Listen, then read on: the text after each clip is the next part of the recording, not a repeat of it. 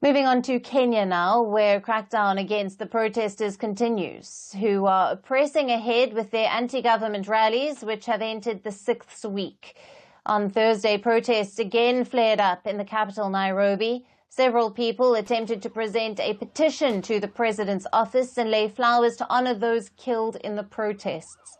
People said they were trying to demand justice for those who lost their lives in the protests, and their marches were peaceful. However, many of them were detained, including prominent activists.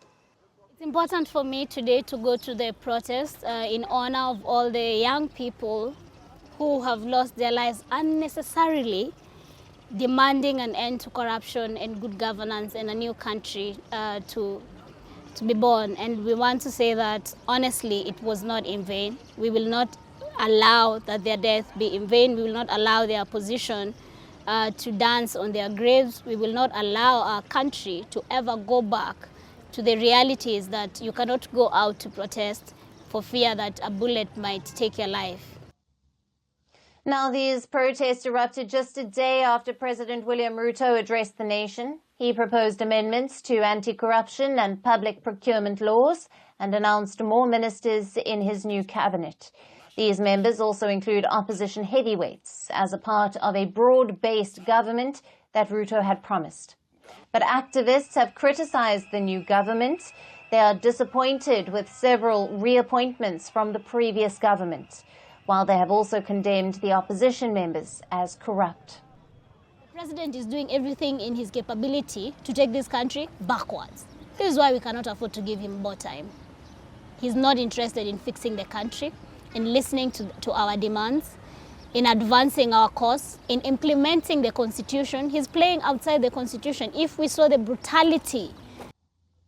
Ruto, however, says the new cabinet reflects national unity and will address the demands of the protest movement. He has also promised to investigate the alleged abuses by the police during rallies. However, he has largely defended the police conduct. More than 50 people have been killed and over 400 injured in the protests, which began last month on the 18th of June.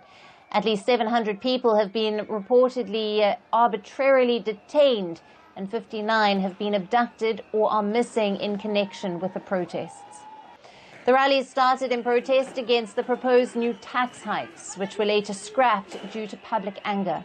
But the protesters are now fighting against corruption and poor governance, and many want President Ruto to resign. The protests have also inspired similar rallies in neighbouring Uganda and Nigeria in the West. It seems the Gen Z's fight against the authorities is not ending soon. Climate change is on our doorstep. It's time for a revolution to take root. And it starts with 1.4 billion Indians.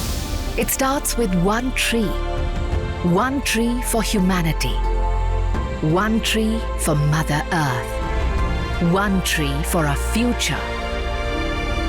Project One Tree, a News 18 network initiative.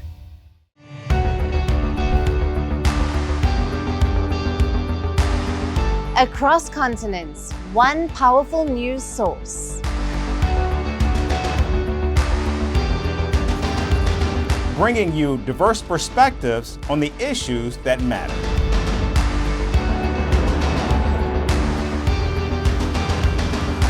We go beyond the boundaries to give you that little extra about every sporting moment.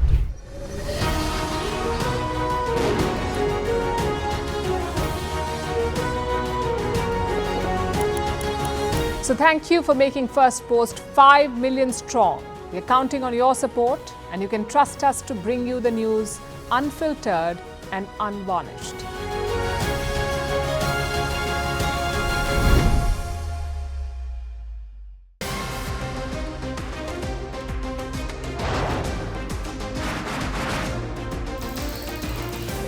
On the show today, the T20 World Cup bandwagon has moved across to the West Indies. What can you expect? Hello, I'm Alison Green, coming to you from Durban, South Africa. Today we have a special show. Start with a report